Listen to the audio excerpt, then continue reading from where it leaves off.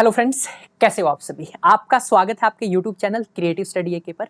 आज इस वीडियो के अंदर भाई आप जो मैथ की बुक है पार्शियल डिफरेंशियल इक्वेशन, उसका एक चैप्टर लेके आए हैं। ठीक है, चैप्टर का नाम क्या रहेगा? Linear partial differential equation of second and higher order.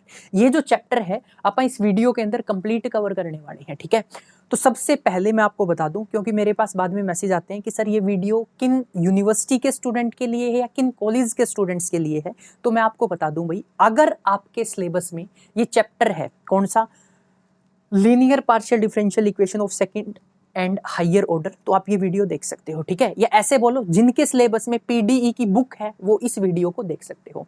सारी चीजें डिटेल में करवाने वाला हूं। ठीक है, सबसे पहली चीज, सारी चीजों को मैंने स्टेप वाइज अरेंज किया हुआ है ताकि अगर कोई भी जीरो लेवल का स्टूडेंट आके इसको देखता है तो वो क्या कर सके, आसानी से सारी चीजों को समझ सके। ठीक है, बट कंडीशन क्या है, थोड़ा सा डिफरेंशिएशन अगर आप पार्शियल डिफरेंशिएशन के साथ खेलोगे तो अच्छा रहेगा। ठीक है, अब स्टार्टिंग में जरूरत पड़ती है इस चैप्टर में पार्शियल डिफरेंशिएशन की, थोड़ी बहुत जरूरत पड़ेगी। ठीक है, वो मैं साथ ही साथ चीजों को संभाल लूंगा।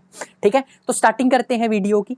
तो सबसे पहले बात आती है कि यहां पर क्या क्या कवर करने वाले हैं। तो सबसे पहले इंट्रोडक्शन में जनरली क्या रहेगा, आपकी बेसिक डेफिनेशन। ठीक है, यानी कि जो स्टूडेंट पहली बार चैनल पे आए हैं उनके लिए ये पार्ट रहेगा। उसके बाद मैंने चैप्टर का नाम लिखा हुआ है। ठीक है, अगर आप चैनल के ऊपर नए हो तो चैनल को सब्सक्राइब कर देना, जो ये वीडियो है ये ग्रुप्स में शेयर कर देना। देखो अभी नहीं करनी है, पहले आप समझो। ठीक है, अगर आपको सारी चीजें समझ में आ रही है उसके बाद ही वीडियो को शेयर करना और चैनल को सब्सक्राइब करना है। ये नहीं मैंने बोल दिया और आपने सब्सक्राइब कर दिया, नहीं यार। अगर आपको वीडियो समझ में आ रही है तो चैनल को सब्सक्राइब करना है। बात समझ में आ गई? करें स्टार्ट। ठीक है, मैं एक बार वीडियो देख रहा हूं कि सही चल रही है क्या, आवाज वगैरह ओके है? बिल्कुल ओके है, क्लियर है। आई थिंक कोई दिक्कत नहीं होगी। तो यहाँ पर देख सकते हो ये वन शॉट रहेगा। ठीक है, वन शॉट में क्या क्या रहेंगे, मैंने क्या किया हुआ है इस वीडियो के अंदर, इस चैप्टर को पावर पॉइंट प्रेजेंटेशन के अंदर बहुत बारीक से एक एक चीजों को स्टेप वाइज समझाया हुआ है। ठीक है, तो सबसे पहले देखो, सबसे पहले ये मैंने भाई एक शेड्यूल्स बना दिया कि सबसे पहले आपको बताएंगे पार्शियल डिफरेंशियल इक्वेशन क्या होती है। उसके बाद जनरली हम क्या करेंगे, ऑर्डर और डिग्री के बारे में पढ़ेंगे। उसके बाद अपने पास आती है linear and non linear partial differential equation. ठीक है, पार्शियल डिफरेंशियल इक्वेशन की वजह मैं पीडीई बोल रहा हूं। ठीक है, उसके बाद जनरली लीनियर होमोजीनियस पीडीई के बारे में पढ़ना है, लीनियर नॉन होमोजीनियस पीडीई के बारे में पढ़ना है, और solution of homogeneous linear PDE और उसके एग्जांपल्स। ठीक है, अब क्या करेंगे, यहां तक कवर करेंगे solution of homogeneous linear partial differential equation, यहां तक इस वीडियो के अंदर कवर करेंगे। अब जो ये पार्ट है नेक्स्ट स्लाइड में मैंने बता रखा है, देखो यहां पर देखो, सबसे पहले बेसिक डेफिनेशन होगी, उसके बाद जनरली सॉल्यूशन देखेंगे किसके, लीनियर पार्शियल डिफरेंशियल इक्वेशन के। अब इसमें दो पार्ट आते हैं भाई, एक अपने पास देखो लीनियर होमोजीनियस। ठीक है, एक होती है अपने पास होमोजीनियस और एक होती है नॉन होमोजीनियस। क्या होती है? Non homogeneous PDE. तो इस वीडियो के अंदर जो आप पार्ट कवर करेंगे वो ये होगा भाई। ठीक है, जो linear homogeneous partial differential equation है इसके सॉल्यूशन तक का इस वीडियो के अंदर कवर करने वाले हैं। ठीक है, नॉन होमोजीनियस का नेक्स्ट पार्ट रहेगा। बात समझ में आ गई? उसके अलावा मैं आपको एक चीज और बता देता हूं, देखो जर्नली जीजेयू यूनिवर्सिटी में एग्जाम चल रहे हैं, राइट? समझ में आ गया होगा। बीएससी/बीए के एग्जाम अभी होंगे, अभी हुआ नहीं है मैथ का। 4th सेमेस्टर के अंदर ये बुक है, partial differential equation and special function. ये छोटी सी जानकारी है भाई, मैं एक्चुअली हिसार से हूं तो इस वजह से इस यूनिवर्सिटी के स्टूडेंट को स्पेशली बता रहा हूं। ठीक है, 4th सेमेस्टर के अंदर आपकी बुक है पीडी एंड स्पेशल फंक्शन। बात समझ में आ गई? अब इस बुक का जो एग्जाम है अभी हुआ नहीं है, तो अगर आप जीजेयू यूनिवर्सिटी के स्टूडेंट हो तो आप लोग क्या कर सकते हो, इस बुक, इस चैप्टर को या इस वीडियो को ब्लाइंडली फॉलो कर सकते हो। बात समझ में आ गई? यहाँ पर जो बुक है मैं नाम नहीं ले सकता, कॉपीराइट वगैरह की चीजें होती हैं भाई, यहाँ आ जाते हैं, इस वजह से मैं नाम नहीं ले रहा। तो ऑन एन एवरेज ये समझ सकते हो जेपी के नाम से देख लेना। ठीक है, इस बुक को मैं जर्नली फॉलो कर रहा हूँ, राइट? अब स्टार्टिंग करते हैं भाई, करें स्टार्ट। चाहे आप बीए के हो, बीएससी को, बीटेक के हो, अगर आपके पास पीडीई बुक है तो ये वीडियो देख सकते हो। बात समझ में आ गई? तो स्टार्टिंग करते हैं। अब स्टार्टिंग करने से पहले एक बेसिक सा फंडा होता है भाई। अब वो बेसिक सा फंडा क्या है? पहली चीज भाई, मैं किसी भी चीज को जर्नल एग्जाम्पल से समझाने वाला हूं। अब जर्नल एग्जाम्पल कैसा? जैसे प्यार हुआ, करार हुआ, ये सारी चीजें चलेगी वीडियो में। तो लड़के और लड़कियां, लड़कों को तो बुरा लगने ही वाला नहीं है, लड़कियां बुरा मत मानना भाई, ठीक है। जस्ट आपको समझाने के लिए कंसेप्ट बना रखे हैं। दिल से ऐसी कोई इच्छा या तमन्ना नहीं है कि आपको दुखी किया जाए। बात समझ में आ गई? तो दिल पे नहीं लेनी है, जस्ट एंजॉय करना है समझने के लिए। बात समझ में आ गई? क्योंकि मेरे पास बाद में मैसेज आते हैं कि सर आप लड़कियों को ऐसा बोलते हो, हम सब लड़कियां ऐसा नहीं होती। तो ऐसा कुछ नहीं है भाई, ठीक है। जस्ट कंसेप्ट को समझाने के लिए चीजें मैंने ठीक है बना रखी है। बात समझ में आ गई? करते हैं स्टार्टिंग। अब देखो, अगर मेरे पास y is equal to F of X, ये एक फंक्शन है। क्या फंक्शन है? y is equal to F of X मेरे पास क्या है? एक फंक्शन है। बात समझ में आ गई भाई? अब इस फंक्शन के अंदर जनरली आपको पढ़ाया जाता है, एक इंडिपेंडेंट होता है, एक डिपेंडेंट होता है। तो देखो ये ज्यादा लंबे टाइम तक आप लोग याद नहीं कर पाते हो। क्या होता है, टाइम के साथ भूल जाते हो भाई, कौन डिपेंडेंट है कौन इंडिपेंडेंट है। तो उसके लिए मैंने एक हल्की सी ट्रिक बना रखी है। ट्रिक क्या है? देखो, अब देखो एक्स क्या होता है? अल्फाबेट ना यार, एक्स वो वाला जो छोड़ के चली गई ठीक है, एक्स जो छोड़ के चली गई। अब एक बात बताओ, जो छोड़ के चली गई क्या वो आपके ऊपर डिपेंड करती है? नहीं करती। वो आपको छोड़ के चली गई यानी कि आपसे क्या हो गई? इंडिपेंडेंट। आपसे क्या होगी? इंडिपेंडेंट। तो यहां देखना, ये जो एक्स होता है ये क्या होता है? Independent variable. बात समझ में आ गई? एक्स क्या होता है? इंडिपेंडेंट। और यहां पर वाई क्या होता है? डिपेंडेंट। वाई क्या होता है? डिपेंडेंट। कहानी समझ में आ रही है भाई? ठीक है। एक्स छोड़ के चली गई। अब जो छोड़ के चली गई क्या आपके ऊपर डिपेंड है? नहीं है यार। किसके ऊपर डिपेंड होगी? किसी और के ऊपर। क्या आपके ऊपर डिपेंड है? नहीं है। तो क्या होगी? इंडिपेंडेंट। तो एक्स क्या हो गया? Independent variable. वाई क्या हो गया? Dependent variable. ठीक है। अब देखो, ऐसी इक्वेशन जिसके अंदर एक डिपेंडेंट वेरिएबल हो, एक इंडिपेंडेंट वेरिएबल हो, ऐसी इक्वेशन को जनरली क्या बोलते थे? Ordinary differential equation. कहानी समझ में आ गई? एक डिपेंडेंट वेरिएबल है, एक इंडिपेंडेंट वेरिएबल है, ठीक है, एक इंडिपेंडेंट वेरिएबल है। ओके। अब फॉर्म क्या होती थी? जनरली इसको आप लिखते थे dy बाई dx, ये फॉर्म होती थी ना, ठीक है, इस तरह की। ठीक है, ये सारी चीजें आप पढ़ के आए हो। तो एक्चुअल में ये क्या बन जाती थी अपने पास? Ordinary differential equation. अब कहानी क्या आती है भाई? अपने को पढ़नी है पार्शियल डिफरेंशियल इक्वेशन। तो पार्शियल डिफरेंशियल इक्वेशन की क्या कहानी आती है? देखो, अब क्या होगा? अब देखो क्या हुआ, एक छोड़ के चली गई, ठीक है, एक क्या हुआ? छोड़ के चली गई। तो होगा क्या? दूसरी के साथ। तो एक्चुअल में क्या हुआ? दूसरी के साथ, वो भी छोड़ के चली गई। तो यहां पर कितनी बंदियां छोड़ के चली गई या कितनी लड़कियां उसको छोड़ के चली गई? 2। फिर क्या हुआ? थर्ड टाइम फिर से भाई, है ना, थर्ड टाइम फिर से, फिर वो छोड़ के चली गई। तो कितने एक्स हो गई उसकी? 1 2 3। तो यहां पर क्या होता है, अगर मेरे पास इंडिपेंडेंट वेरिएबल, ठीक है, अगर मेरे पास इंडिपेंडेंट वेरिएबल 2 या 2 से ज्यादा हो जाए, क्या हो जाए? इंडिपेंडेंट वेरिएबल 2 या 2 से ज्यादा हो जाए, ठीक है, क्या? इंडिपेंडेंट वेरिएबल 2 या 2 से ज्यादा हो जाए, तो उस केस में क्या करना होता है? उस केस में आप क्या करते हैं, या ऐसी इक्वेशन को क्या बोलते हैं? पार्शियल डिफरेंशियल इक्वेशन बोलते हैं। ठीक है, ध्यान से सुनना। देखो, ये इंडिपेंडेंट वेरिएबल क्या हो गए? 2। कितने हो गए इंडिपेंडेंट वेरिएबल? 2। अब क्या हो सकता है? इंडिपेंडेंट वेरिएबल 2 से ज्यादा भी हो सकते हैं। तो यहां पर ध्यान से सुनना, अगर मेरे पास जो इंडिपेंडेंट वेरिएबल है, क्या इंडिपेंडेंट वेरिएबल है, वो क्या हो? या तो 2 हो, या क्या हो? 2 से ज्यादा हो, 2 और मोर देन 2। तो ऐसी इक्वेशन को जनरली क्या बोलते हैं? ऐसी इक्वेशन को क्या बोलते हैं? पार्शियल डिफरेंशियल इक्वेशन बोलते हैं। क्या बोलते हैं? पार्शियल डिफरेंशियल इक्वेशन बोलते हैं। बात समझ में आ गई? ठीक है। अब उस इक्वेशन के अंदर क्या होगा? ये एक ही रहेगा। ये क्या है? डिपेंडेंट। ये एक ही रहेगा भाई, ठीक है।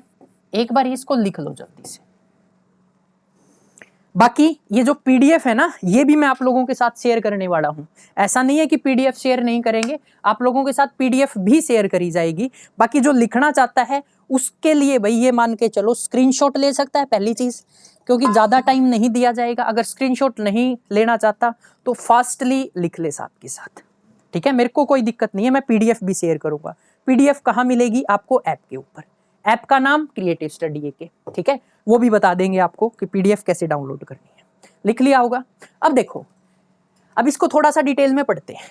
बात समझ में आ गई? थोड़ा सा डिटेल में और चलते हैं पार्शियल डिफरेंशियल इक्वेशन की। ये आ गई समझ में? यानी कि वो क्या था, 2 से प्यार हुआ, दोनों छोड़ के चली गई, थर्ड से प्यार हुआ, वो भी छोड़ के चली गई। तो एक्चुअल में यहाँ समझाने का मतलब क्या है कि इंडिपेंडेंट वेरिएबल 2 या 2 से ज्यादा आ जाए तो इन दैट केस ऐसी इक्वेशन को क्या बोला जाता है? Partial differential equation. ये कंप्लीट स्टेटमेंट नहीं है पार्शियल डिफरेंशियल इक्वेशन की, कंप्लीट अभी पढ़ेंगे, ठीक है, ये जस्ट समझाने के लिए है। अब यहाँ देखते हैं, देखिएगा क्या बोला गया है, ऐसी डिफरेंशियल इक्वेशन, क्योंकि पार्शियल डिफरेंशियल इक्वेशन क्या है, डिफरेंशियल इक्वेशन का ही पार्ट है, तो क्या बोला जाता है कि ऐसी पार्शियल डिफरेंशियल इक्वेशन, देखो, differential equation involving partial derivative of dependent variable with respect to 2 और मोर इंडिपेंडेंट वेरिएबल। अब इसका मतलब क्या है, ध्यान से देखना, यहां पर ये चीज लिख दी। अब जो है ना, बुक के अंदर जर्नल नोटेशन का तरीका पता है क्या होता है? यहां पर लिखा होगा z is function of x and y। अब देखो, तरीका तो वही है। अब x और y यहां पर क्या हो गए? इंडिपेंडेंट। x और y क्या हो गए? इंडिपेंडेंट। और z क्या हो गया? डिपेंडेंट। z क्या हो गया? डिपेंडेंट। तरीका ये है, बुक के अंदर इसको इस तरह से डिनोट किया गया है। बात समझ में आ गई? बुक में ये डिनोट करने का तरीका है। अब यहां पर क्या बोला गया है कि क्या हो, पार्शियल डेरिवेटिव हो किसका? अपने पास इंडिपेंडेंट के विद रिस्पेक्ट में। पार्शियल डेरिवेटिव कैसे? मैंने कहा z जो फंक्शन है किसका है? x एंड y का है। किसका फंक्शन है? x एंड y का। तो करली z y करली x होगा, करली z y करली y होगा। अब ये तो चीज आपको पता होगी, ये मैं उम्मीद करके चलता हूं कि जो पार्शियल डिफरेंशिएशन है उसके अंदर जो आप लोग सिंबल यूज करते हैं वो करते हैं करली बाई करली x, ठीक है। इसको क्या बोला जाता है? करली, ठीक है। क्या बोला जाता है इसको? करली, LEY, ठीक है, करली बोला जाता है इसको।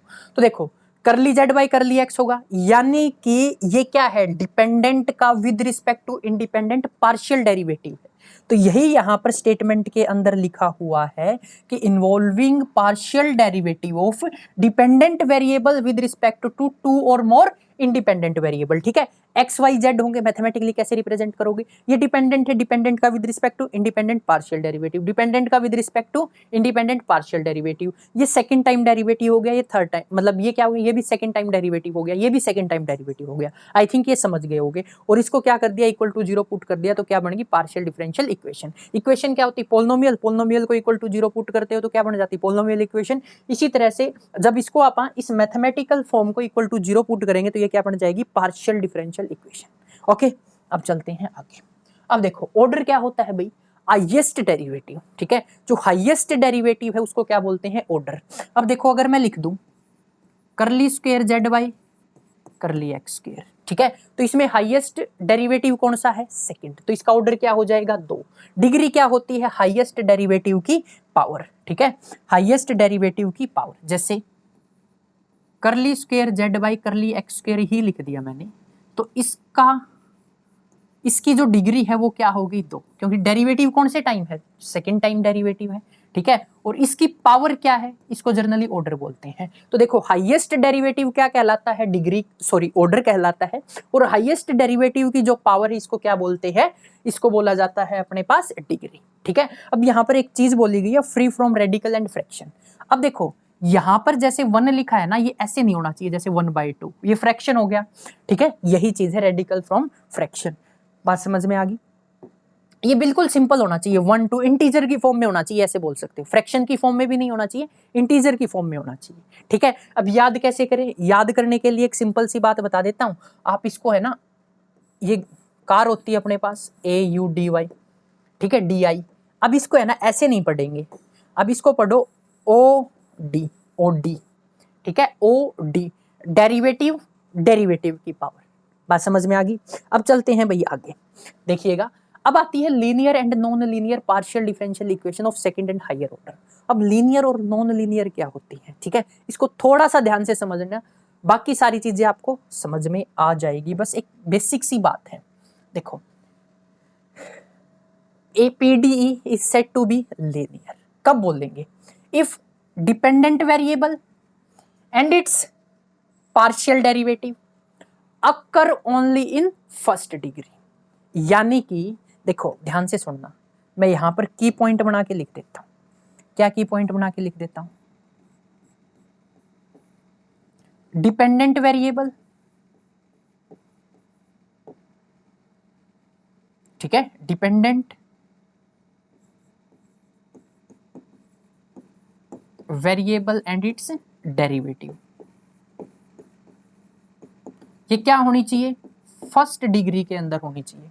बात समझ में आ गई? अकर ओनली इन फर्स्ट डिग्री। अब डिग्री क्या होती है ये आपको पता चल गया। ये क्या होनी चाहिए? फर्स्ट डिग्री में होनी चाहिए, पहली चीज। अब दूसरी चीज भी इंपॉर्टेंट, इसमें दो चीजें आती हैं, एंड नॉट मल्टीप्लाई टुगेदर। देखो डिपेंडेंट वेरिएबल और इसका डेरिवेटिव फर्स्ट डिग्री में होना चाहिए, उसके बाद इन दोनों की साथ में मल्टीप्लाई नहीं होनी चाहिए। एग्जाम्पल के तौर पे सुनो, अगर मैं लिख दूं जेड, अब ये देखो, अब ये मैं बार बार ना लिखूं तो भी समझ जाना कि जो जेड है वो फंक्शन है किसका? एक्स और वाई का, ठीक है। दो चीजें बोल दी गई हैं। अब आप ये समझ गए इसके अंदर जेड क्या है? डिपेंडेंट है, और एक्स और वाई क्या है? इंडिपेंडेंट है। पहली चीज भाई मेरे पास डिपेंडेंट और डिपेंडेंट का डेरिवेटिव, इनके साथ में मल्टीप्लाई नहीं होनी चाहिए। अगर मल्टीप्लाई हो गई तो इसको क्या बोलेंगे? लीनियर पार्शियल डिफरेंशियल इक्वेशन नहीं बोलेंगे। बात समझ में आ गई? यानी कि डिपेंडेंट की, और यही तो लिखा हुआ है देखो, डिपेंडेंट वेरिएबल, यहां लिखा हुआ है देखो, dependent variable and it's partial derivative occurs in first degree. भाई फर्स्ट डिग्री में आ रहा है, उसके बाद नॉट मल्टीप्लाई टुगेदर, यानी कि इन दोनों की साथ में क्या नहीं होनी चाहिए? मल्टीप्लाई नहीं होनी चाहिए। तो सर कैसे लिखे हम? तो उसके लिए देखो, अगर मैं लिख दूं X curly Z by curly X plus Y curly Z by curly Y is equal to 0, तो ये मेरे पास क्या बन जाएगी? एक लीनियर पार्शियल डिफरेंशियल इक्वेशन बन जाएगी। क्या बन जाएगी? लीनियर पार्शियल डिफरेंशियल इक्वेशन बन जाएगी। अब चलते हैं आगे।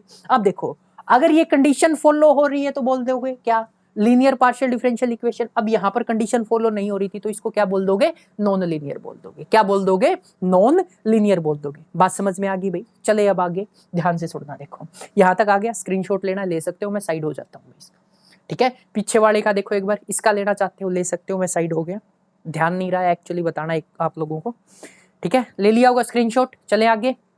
अब चलते हैं आगे, इसका और ले लो भाई, स्क्रीनशॉट लेना है तो। क्लियर? चलें आगे, देखिएगा। अब अपने पास आती है linear homogeneous partial differential equation. देखो ये वर्ड है यार, ठीक है, रट्टाफिकेशन करोगे समझ में नहीं आएंगे, सिंपल सी बात है। अब देखो पार्शियल डिफरेंशियल इक्वेशन क्या होती है? पार्शियल डिफरेंशियल इक्वेशन के अंदर क्या होता है? जैसे देखो स्टार्टिंग में बताया था, इंडिपेंडेंट वेरिएबल क्या होने चाहिए? 2 या 2 से ज्यादा होने चाहिए। किसी भी लड़के की गर्लफ्रेंड क्या होनी चाहिए? 2 ऐसी होनी चाहिए जो उसको छोड़ के चली गई हो, है ना।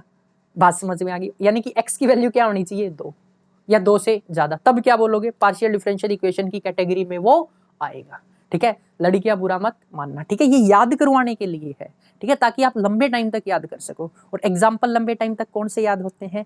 जो लाइफ से रिलेटेड हो, यानी कि धोखा खाया होगा उसको तो पीढ़ी याद होगी, ठीक है। चलें अब आगे। अब देखो उसके बाद अपन ने क्या पढ़ी? लीनियर। लीनियर के अंदर क्या पढ़ा भाई? लीनियर के अंदर देखो, बोलो साथ के साथ, लीनियर के अंदर क्या था? लीनियर के अंदर ये था भाई, एक तो अपने पास डिपेंडेंट वेरिएबल, और डिपेंडेंट वेरिएबल का डेरिवेटिव साथ में मल्टीप्लाई नहीं होनी चाहिए, ठीक है। डिपेंडेंट वेरिएबल और डिपेंडेंट वेरिएबल का डेरिवेटिव साथ में क्या नहीं होनी चाहिए? मल्टीप्लाई नहीं होनी चाहिए। अगर ऐसा है तो इन दैट केस क्या बोल दोगे? उसको पार्शियल डिफरेंशियल इक्वेशन बोल दोगे। अब क्या आ गई? लीनियर होमोजीनियस आ गई। क्या आ गई भाई? लीनियर पढ़ ली क्या होती है? लीनियर के अंदर क्या होता है? डिपेंडेंट और इंडिपेंडेंट की मल्टीप्लाई नहीं होनी चाहिए, बात खत्म। अब लीनियर होमोजीनियस क्या होती है? चलो उसको भी उड़ाते हैं। लीनियर होमोजीनियस क्या होगी? ध्यान से देखना, यहां देखना एक बार, जो डेरिवेटिव है, ठीक है, जितने भी डेरिवेटिव है वो सारे के सारे सेम होने चाहिए, ठीक है। सारे के सारे क्या होने चाहिए? सेम। अब सेम कैसे होने चाहिए? ध्यान से सुनना। अगर मेरे पास यहां पर है curly square Z by curly X square plus curly square Z by curly Y square is equal to 0, तो देखो इनमें सारों में डेरिवेटिव 2 है। सारों में डेरिवेटिव कितने हैं? 2। तो ऐसी इक्वेशन को क्या बोल दोगे? ऐसी इक्वेशन को बोल दोगे linear homogeneous partial differential equation. बात समझ में आ गई? ऑर्डर एन की बुक के अंदर लिखी हुई है, देख लेना, समझ में आ जाएगी, ठीक है। क्यों डिफिकल्ट बनाई चीजों को? अब यहां पर क्या है, अगर सबका क्या सेम हो? ऑर्डर सेम हो, सबका क्या हो? ऑर्डर सेम हो, तो ऐसी इक्वेशन को क्या बोल दोगे? देखो यहां लिखा हुआ है, सबसे इंपॉर्टेंट चीज है आर ऑफ सेम ऑर्डर।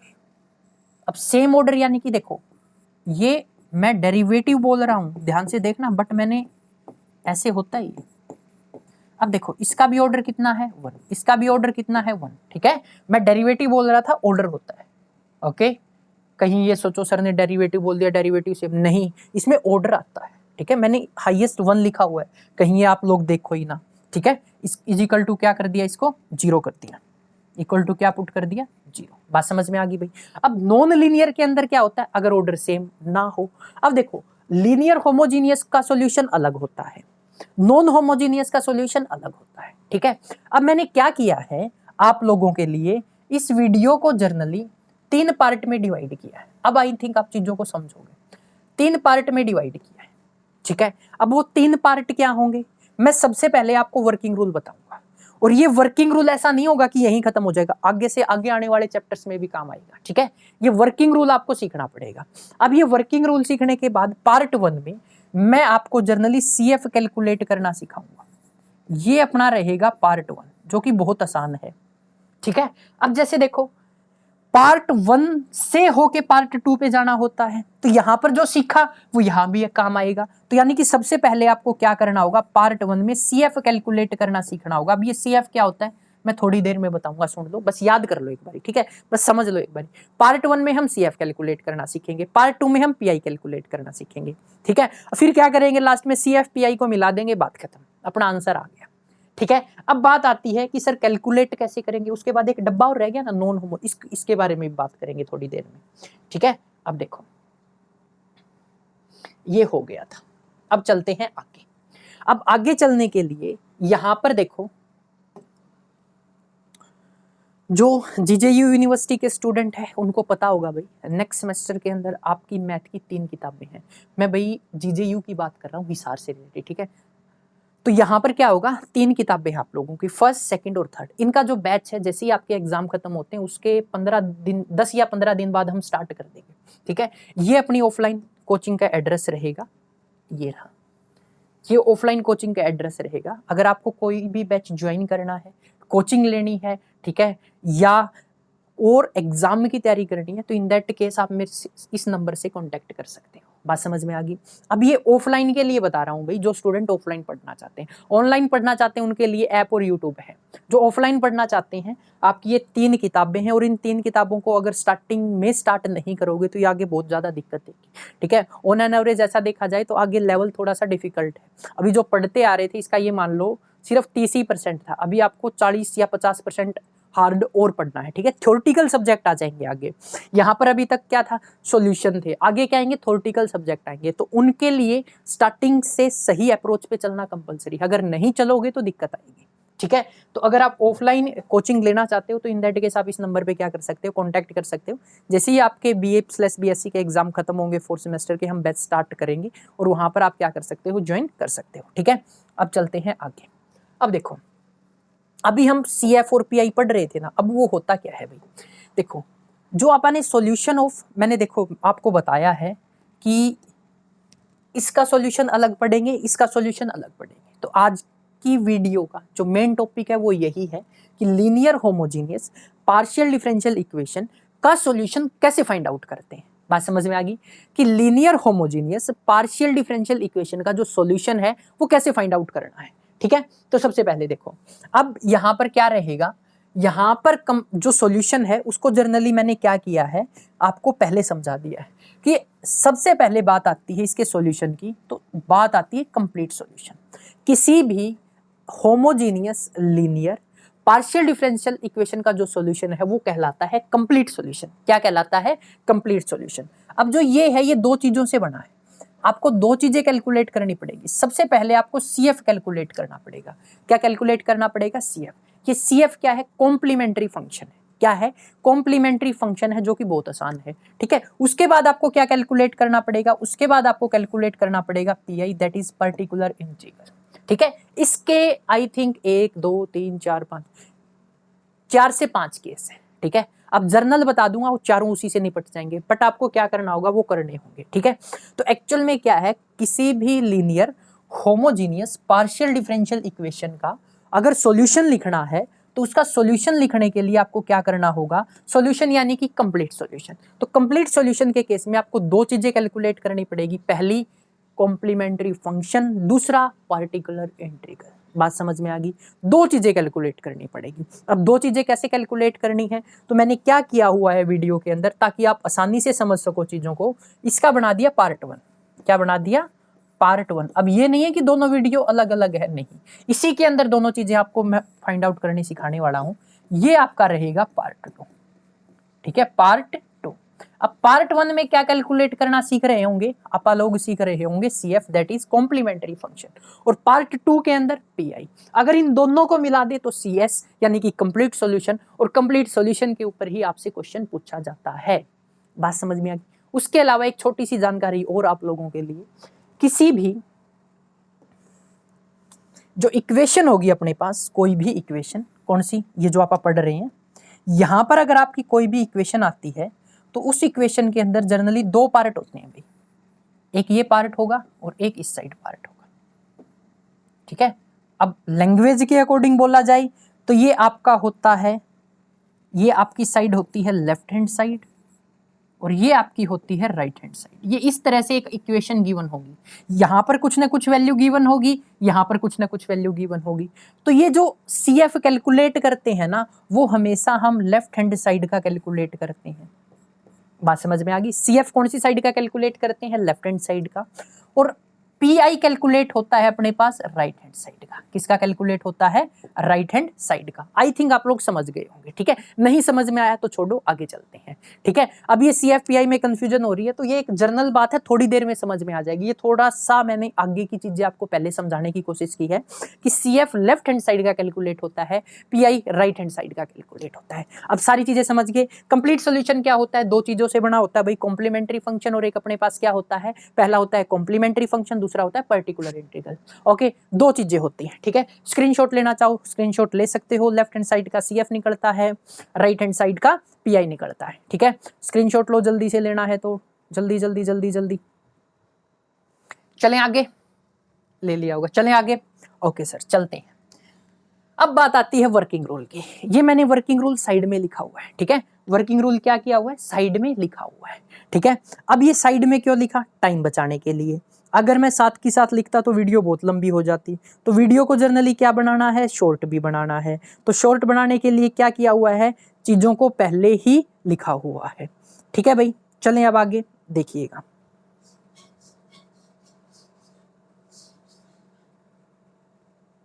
एक सेकेंड रुको ना, ठीक है। देखो, सबसे पहले आपको क्या करना है, जो आपको इक्वेशन दे रखी है उसको लिख लेना है, ठीक है। जो इक्वेशन दे रखी है उसको लिख लेना है। ये मेरे पास इक्वेशन है। अब मैं क्या करता हूँ, एक एग्जाम्पल ले लेता हूँ बुक का। ये मैंने जर्नल लिखी हुई है, बट जर्नल की बजाय हम एक बुक का एग्जाम्पल लेंगे ना, तो आई थिंक वो बेस्ट रहेगा, ठीक है। मैं एक एग्जाम्पल कंसिडर कर लेता हूँ। बिल्कुल सही है भाई, ठीक है, ये बुक का ही एग्जाम्पल है, बिल्कुल सही है, ठीक है। अब सबसे पहले ये मैंने गिवन इक्वेशन को लिख लिया। स्टेप सेकंड में क्या बोला गया है, इसको आप सिंबॉलिक फॉर्म में कन्वर्ट करेंगे। सिंबॉलिक फॉर्म में कन्वर्ट करने के लिए कुछ नहीं, एक बेसिक सी बात है।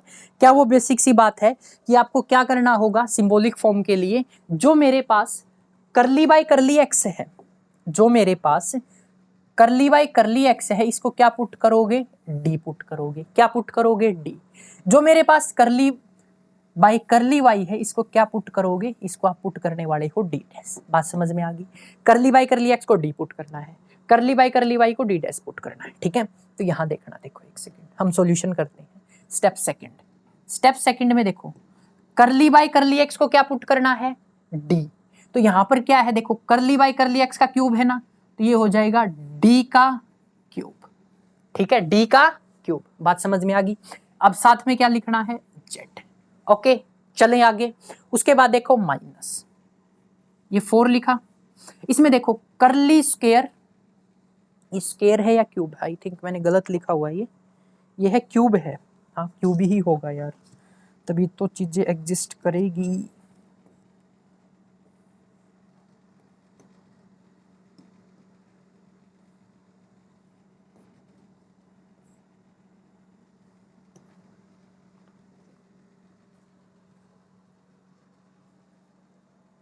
एक सेकंड रुकिएगा, स्लाइड है, स्लाइड में दिक्कत यही आती है।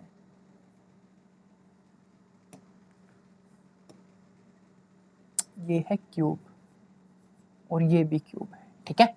अब देखिएगा, अब इसको देखो, करली क्यूब बाय करली जेड और करली एक्स स्क्वायर करली वाई स्क्वायर, तो देखो इसको ऐसे लिखा जा सकता है ना, curly square Z by curly X square, और एक क्या लिख सकते हैं, curly Z by curly Y. तो एक्चुअल में ये तो क्या बन जाएगा आप लोगों का, ये तो बन जाएगा डी का स्क्वायर और ये क्या बन जाएगा डी डैश, ठीक है। ये मैंने अलग अलग करके आपको बता दिया है। तो ये जर्नली क्या है, वर्किंग रूल है, ठीक है। वो गायब हो गया, लिख लेना इसको, ये क्या है, वर्किंग रूल है। अब देखो क्या पुट किया, डी स्क्वायर और डी डैश, ठीक है। यही टाइम लगेगा, आगे क्वेश्चन को तो ऐसे उड़ा दोगे आप लोग चुटकियों में, प्लस अब ये क्या है, डी क्यूब करली क्यूब जेड अपॉन करली एक्स करली वाई स्क्वायर, इसको कैसे लिखोगे, डी डी डैश का स्क्वायर, देखो साथ में जेड भी चल रहा है, इज इक्वल टू 0, ठीक है। अब यहाँ पर एक 4 भी रह गया, मैं देखो दोबारा से लिख देता हूँ, ये 4 तो एज इट इज ही रहेगा, कांस्टेंट है, ठीक है। इसकी जगह क्या रखोगे डी और इसकी जगह क्या रखोगे डी डैश का स्क्वायर, ठीक है। Z is equal to 0, okay. अब देखो नेक्स्ट काम क्या करना है आपको, इसमें से कुछ कॉमन आ रहा है, जेड कॉमन आ रहा है, तो निकाल दो जेड कॉमन। जेड कॉमन आ रहा है, D cube minus 4 D square D dash plus का 4 डी डी डैश, सब में से क्या कॉमन आ रहा है, जेड इज इक्वल टू 0। ये 2 स्टेप कर दिए। पहला स्टेप गिवन इक्वेशन को लिखो, दूसरा स्टेप सिंबॉलिक फॉर्म में, सिंबॉलिक फॉर्म में क्या करना है, करली बाई करली एक्स को डी पुट करना है, करली बाई करली वाई को क्या पुट करना है, डी डैश। थर्ड स्टेप में एक सिंपल सी बात ध्यान रखनी है कि जो डी है, यानी कि ऐसी इक्वेशन को ऑक्सिलरी इक्वेशन बोलते हैं, कब बोलते हैं, जब डी को क्या पुट कर दे एम, डी डैश को क्या पुट कर दे 1, ठीक है। अब अपने पास आती है थर्ड इक्वेशन। थर्ड इक्वेशन क्या कहलाती है, ऑक्सिलरी इक्वेशन, ठीक है। ये साथ के साथ लिखना होता है, symbolic form of the equation, auxiliary equation, ठीक है। अब यहाँ पर क्या करेंगे, डी को पुट करेंगे एम, एम पुट करेंगे तो ये क्या हो जाएगा, M cube minus D 4m D square, और ये क्या हो जाएगा, डी डैश की जगह 1, यही तो है, डी की जगह m डी डैश की जगह 1 प्लस 4m इंटू में 1, ये z हट जाता है इक्वल टू 0। ऑक्सिलरी इक्वेशन में क्या करना होता है, z को हटा के सिर्फ इसको इक्वल टू 0 पुट करना होता है, ठीक है। अब ये अपने पास देखो एक क्यूबिक इक्वेशन बन गई, m cube minus 4m square plus का 4m इज इक्वल टू 0। ये कैसी इक्वेशन बन गई, एक क्यूबिक इक्वेशन बन गई आप लोगों की, ठीक है। अब देखो यहां तक आपने सोल्व कर लिया, अब आती है स्टेप नंबर 4 की बारी। स्टेप नंबर 4 में क्या बोला गया, find roots of auxiliary equation. इस ऑक्सिलरी इक्वेशन के आपको रूट फाइंड आउट करने हैं। अब क्यूबिक इक्वेशन है तो 3 रूट आएंगे, अब 3 रूट आएंगे, उनको मैं डायरेक्ट लिख देता हूं, मेरे को पता है क्या आ रहे हैं, ठीक है। अब सर कैसे आई वो थोड़ी देर रुको बताते हैं, अभी क्वेश्चन करेंगे वैसा। भाई जो m की वैल्यू है यहाँ पर आप लोगों को एक तो 0 मिलेगी, एक 2 मिलेगी, एक 2 मिलेगी, ठीक है। यहां पर समझाने के लिए मैंने आपको बोल दिया, एक रूट मेरे पास क्या आ रहा है m1, एक रूट क्या आ रहा है m2, एक रूट क्या आ रहा है m3, बात समझ में आ गई। अब यहां पर क्या आ रहे, एक रूट आ गया 0, एक रूट आ गया 2, एक रूट आ गया 2, बात समझ में आ गई। अब देखो ये सबसे इंपॉर्टेंट बातें हैं भाई, अगर मेरे पास जो रूट्स हैं वो कैसे आते हैं, रियल एंड डिस्टिंक्ट, यानी कि सारे रियल आते हैं और अलग अलग आते हैं, तो उस केस में क्या करना है, उस केस में कॉम्प्लीमेंट्री फंक्शन लिखने का तरीका है, देखो मैं नेक्स्ट स्लाइड कर रहा हूं, नेक्स्ट स्लाइड में देखो, if roots are real and distinct. अब ये नेक्स्ट स्लाइड क्यों करी गई है, ताकि आप लिखने का तरीका समझ सको। लाइन की इक्वेशन पता है क्या होती है, y is equal to M X plus C, I think आप लोगों को पता होगी, ये अपने पास क्या होती है, लाइन की इक्वेशन होती है। y is equal to M X plus C, ये क्या होती है, लाइन की इक्वेशन होती है, ठीक है। इसको थोड़ा सा ध्यान में रखना। अब करने क्या वाले हैं, हम आपको सिखाने वाले हैं कि सी एफ कैसे लिखा जाता है, क्या लिखा जाता है, सी एफ। अब यहाँ पर जो डिस्टिंक्ट रूट है वो अपन ने क्या मानने हैं, एक m1 है, एक m2 है, एक क्या है m3 है, ठीक है। कैसे लिखोगे, लिखने का तरीका रहेगा, ठीक है। सबसे पहले क्या लिखोगे, phi 1 y, यही इक्वेशन देखो, ये सेम इक्वेशन है, y प्लस mx, ठीक है। ये अपने पास क्या होती है, y is equal to M X plus C line की इक्वेशन होती है। इसी लाइन की इक्वेशन की हेल्प से ये आपको लिखना है y प्लस एम एक्स, ठीक है। क्या लिखना है, y प्लस एम एक्स। बात समझ में आ गई भाई। क्या करने वाले हैं, इसी लाइन की हेल्प से इसको आप लोग लिखने वाले हैं। कैसे लिखोगे, देखो यहाँ पर सबसे पहले आपको क्या करना है, यहाँ पर लिखना है phi one Y plus M one X, ठीक है। ये याद करना पड़ेगा, ये क्या करना पड़ेगा, याद, y प्लस m1x, ये m1 क्या है, ये जो पहला रूट है ये, ठीक है, plus phi two y plus m2x, m2 क्या है, दूसरा root, plus phi three y plus m3x। ये आपको क्या करना पड़ेगा, ये आपको याद करना पड़ेगा, ठीक है। ये आपको क्या करना पड़ेगा, याद करना पड़ेगा। बात समझ में आ गई भाई। ये आप लोग क्या करने वाले हो, इसको आप लोग रिमेंबर करोगे, ठीक है। क्या करने वाले हो, इसको याद करने वाले हो।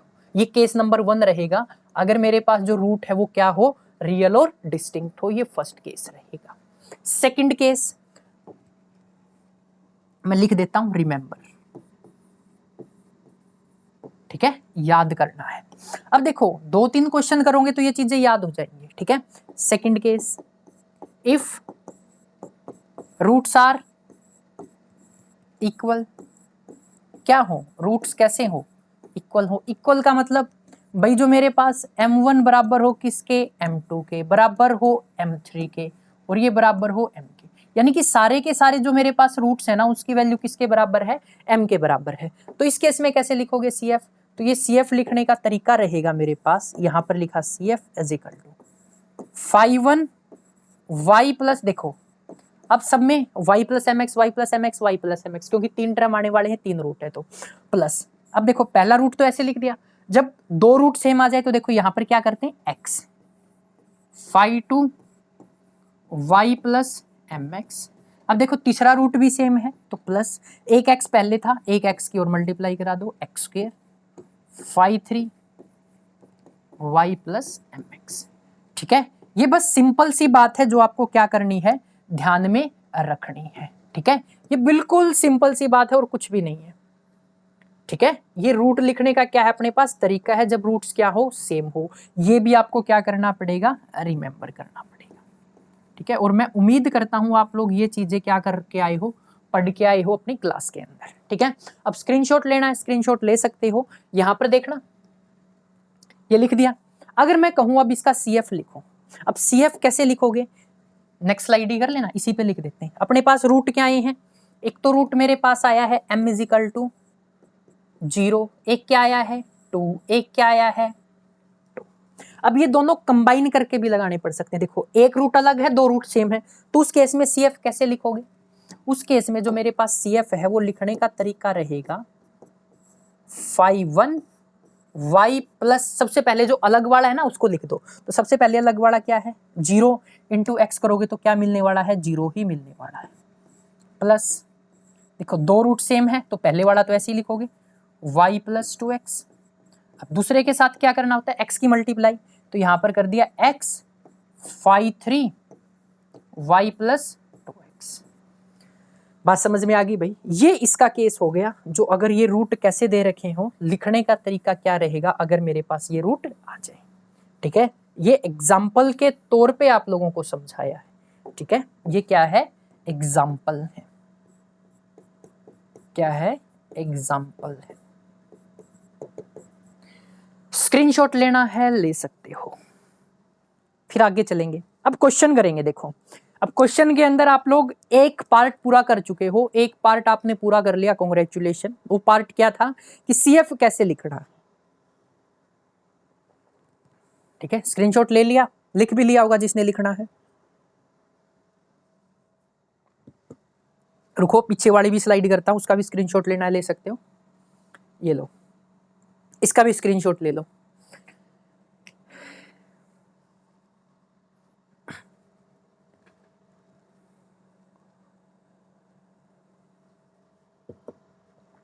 ले लिया, चलें आगे। 4 स्टेप याद रखने हैं। कितने स्टेप याद रखने, 4। कि 4 स्टेप आगे भी काम आएंगे जब आप पीआई कैलकुलेट कर रहे होंगे। पीआई यानी कि पर्टिकुलर इंटीग्रल। तो पीआई कैलकुलेट करने से पहले आपको यहाँ से गुजरना पड़ेगा। बात समझ में आ गई। सबसे पहला काम आपका क्या था कि सबसे पहले गिवन इक्वेशन को लिखेंगे, फिर क्या करेंगे सिंबॉलिक फॉर्म में। सिंबॉलिक फॉर्म में क्या करते हैं, साथ साथ बोलो, याद हो जाएगी। करली बाई करली एक्स को क्या पुट करते हैं, डी। करली बाई करली वाई को क्या पुट करते हैं, डी डैश। बात समझ लो, ध्यान से सुन लो। करली बाई करली एक्स को क्या पुट करते हो, बोलो यार, क्या पुट करते हो, डी। करली बाई करली वाई को क्या पुट करोगे, डी डैश। ठीक है, ये कौन सी इक्वेशन होगी, सिंबॉलिक फॉर्म। कौन सी इक्वेशन की कौन सी फॉर्म होगी, सिंबॉलिक फॉर्म। फिर उसके बाद क्या करना है, बोलो बोलो, क्या करना है, ऑक्सिलरी इक्वेशन। ऑक्सिलरी इक्वेशन में क्या करते हैं, डी की जगह पे 1 पुट, डी की जगह पे क्या पुट करते हैं, एम पुट करते हैं, डी डैश की जगह पे क्या पुट करते हैं, 1 पुट करते हैं। ठीक है, फिर अपने पास इक्वेशन क्या बन जाएगी, इक्वेशन बन जाएगी, उसके रूट फाइंड आउट करने, रूट फाइंड आउट करने के बाद सॉल्यूशन आपने लिखना सीख लिया। एक बार और बोल दो, सबसे पहले गिवन इक्वेशन, गिवन इक्वेशन के बाद क्या, सिंबॉलिक फॉर्म। बोलो यार क्या, सिंबॉलिक फॉर्म। फिर क्या करना है, ऑक्सिलरी इक्वेशन। सिंबॉलिक फॉर्म में कैसे करोगे, करली बाई करली एक्स की जगह डी पुट करोगे, करली बाई करली वाई की जगह क्या पुट करोगे, डी डैश पुट करोगे। फिर उसके बाद क्या बनाते हो, ऑक्सिलरी इक्वेशन। ऑक्सिलरी इक्वेशन कैसे बनाओगे, डी की जगह क्या पुट करोगे, बोलो यार, डी की जगह क्या पुट करोगे, एम, और डी डैश की जगह क्या पुट करोगे, 1। ऑक्सिलरी इक्वेशन के क्या निकालोगे, रूट। रूट निकालने के बाद क्या लिखोगे, सीएफ। सीएफ लिखने का तरीका क्या है, आप बता चुके हो सर। ओके, चलें आगे। देखो, ये चीजें अरेंज करने में मेहनत बहुत लगती है। अब ये क्वेश्चन आ गया, देखो क्या आ गया, क्वेश्चन आ गया। अब क्वेश्चन के अंदर क्या बोला गया है, क्वेश्चन के अंदर ये इक्वेशन दे दी। अब ये इक्वेशन क्या है, मैं आपको बता चुका हूं, ये अपने पास इक्वेशन है। ठीक है, अब ध्यान से सुनना। देखो, एक क्वेश्चन मैं बड़े तमीज से करने वाला हूं। क्या करने वाला हूं, बड़ी तमीज से करने वाला हूं। ठीक है, अब वो तमीज कैसे होगी, देखो ध्यान से सुनना।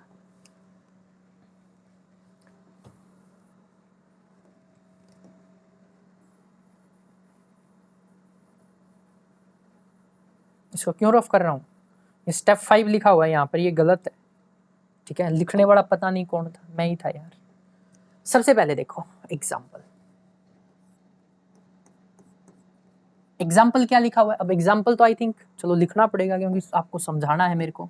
स्टेप नंबर 1, स्टेप नंबर 1 में गिवन इक्वेशन को लिखेंगे। क्या इक्वेशन लिख रखी है,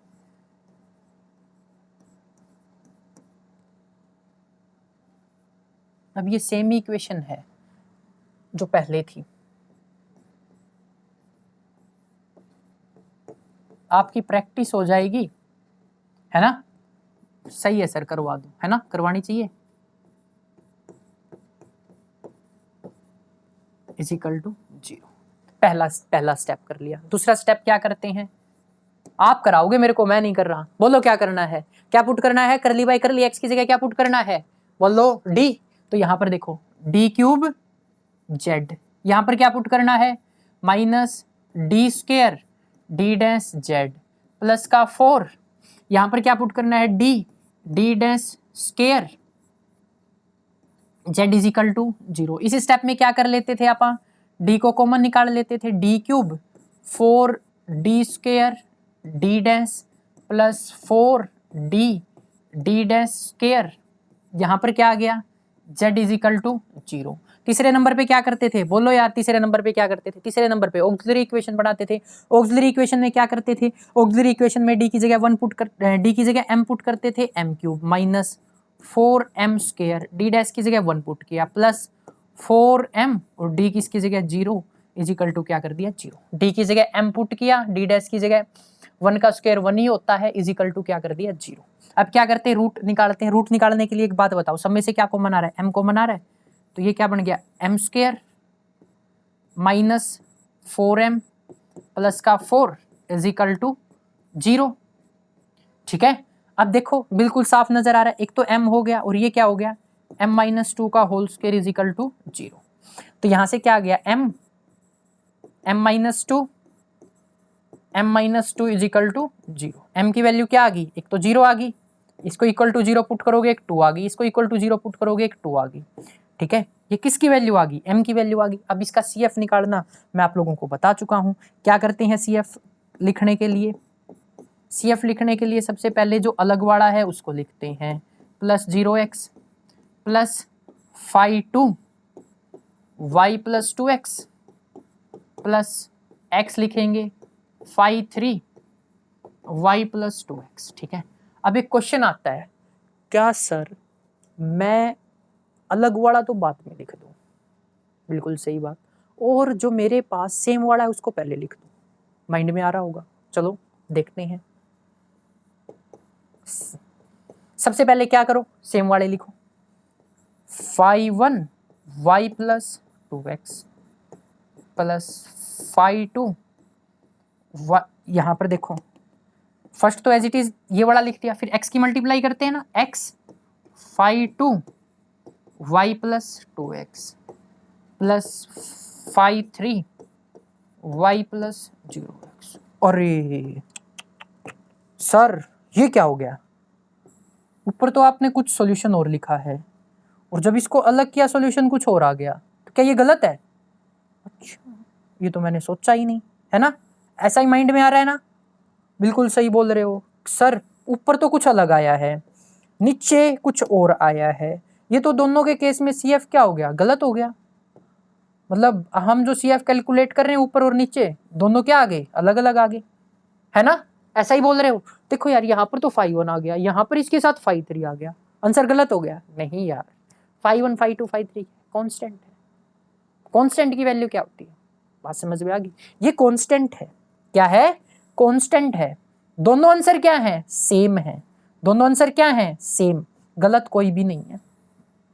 ठीक है, ऐसा नहीं है कि कोई अगर ये वाला पहले लिख दे और ये वाला पहले लिख दे तो आंसर गलत हो जाएगा, ऐसा नहीं होता है। अभी कैसे पता लगा? ऑफलाइन में स्टूडेंट ऐसा पूछते हैं कि सर ये दोनों आंसर सेम है, पेपर में गलत हो गया तो? नहीं होगा यार, बिल्कुल सही है। 5(1), 5(2), 5(3) आर कॉन्स्टेंट्स। ओके, और कॉन्स्टेंट्स की वैल्यू आप अपने अकॉर्डिंग ले सकते हो। और कॉन्स्टेंट की वैल्यू क्या रहती है, देखो यहाँ पर 5(1) की वैल्यू वही रहेगी, 5(2) की वैल्यू वही रहेगी, 5(3) की वैल्यू वही रहेगी। बात समझ में आ गई? सबकी कांस्टेंट की वैल्यू क्या होती है वो अपने अकॉर्डिंग वेरी करवा सकते हैं। ठीक है, स्क्रीनशॉट लेना ले सकते हो भाई इसका। 4 स्टेप है मेनली, क्या है, 4 स्टेप है। ठीक है, 4 स्टेप आपको ध्यान में रखने हैं। पहला काम आपको क्या करना है, पहला काम आपको गिवन इक्वेशन को लिखना है सिंबॉलिक फॉर्म में, ऑक्सिलरी इक्वेशन में, रूट निकाल के सॉल्यूशन करना है।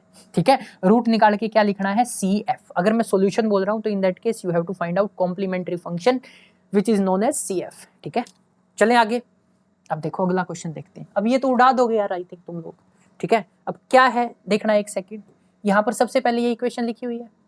ठीक है, अब ये देखो अलग अलग मेंशन नहीं कर रहा हूं मैं, इक्वेशन फर्स्ट ये दो रखी, उसको किस में चेंज कर दिया, सिंबॉलिक फॉर्म में चेंज कर दिया। सिंबॉलिक फॉर्म में चेंज करने के बाद ये हो गया, जेड कॉमन निकाला। थर्ड स्टेप में इसको क्या लिख दिया, ऑक्सिलरी इक्वेशन। ऑक्सिलरी इक्वेशन में क्या करते हो, डी की जगह क्या पुट करते हो, 1, और डी डैश की जगह क्या पुट करोगे, यार मैं गलत लिख रहा हूं और तुम लोग निकम्मे बोल रहे हो साथ साथ। डी डैश की जगह क्या पुट करोगे, 1। पुट करने के बाद ये इक्वेशन बनी। अब देखो 3 रूट आ गए ना, इसको सिंथेटिक डिवीजन से सोल्व कर दिया। ठीक है, अब ये मत बोलना सिंथेटिक डिवीजन नहीं आती। ठीक है, नहीं आती तो सुन लो, लिखने का तरीका होता है m3 m², फिर m का कोफिशिएंट, फिर m का। ध्यान से सुनना, देखो m³ का कोफिशिएंट, फिर m² का कोफिशिएंट, फिर m का, और फिर कांस्टेंट टर्म का विद साइन लिखते हैं। तो देखो m³ का कोफिशिएंट कितना है, 1, तो यहाँ पर क्या लिख दिया, 1 लिख दिया। m² का कोफिशिएंट कितना है, -3, तो यहाँ क्या लिख दिया, -3 लिख दिया। और यहाँ पर m का कोफिशिएंट कितना है, नहीं है, 0 लिख दिया। और 4 को 4 लिख दिया। अब देखो यहाँ पर क्या करते हैं, एक root hit and trial method से निकालते हैं। अब ये देखो मेहनत करनी पड़ेगी आपको कि हिट एंड ट्रायल मेथड, यहाँ पर वैल्यू चेक करके देखो कौन सी सेटिस्फाई कर रही है। -1 पुट करोगे इसको सेटिस्फाई कर जाएगा, तो यहाँ पर -1 लिख लिया। ठीक है, एक हिट एंड ट्रायल मेथड से रूट कैलकुलेट करना पड़ेगा। ठीक है, सिंथेटिक डिवीजन वैलिडेट करवाने के लिए आपको क्या करना पड़ेगा, हिट एंड ट्रायल मेथड से एक रूट आपको सबसे पहले फाइंड आउट करना पड़ेगा।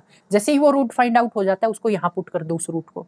अब यहाँ पर 3 डॉट लगाओ, इस टर्म को एज इट इज उतारो, इन दोनों की मल्टीप्लाई करो, -1। अकॉर्डिंग टू साइन इनको ऐड और सब्ट्रैक्ट करो। ठीक है, -3 -1 क्या आएगा, -4। इन दोनों की मल्टीप्लाई कराई, माइनस माइनस प्लस का 4 यहाँ पर हो गया, यहाँ पर क्या आ गया, +4।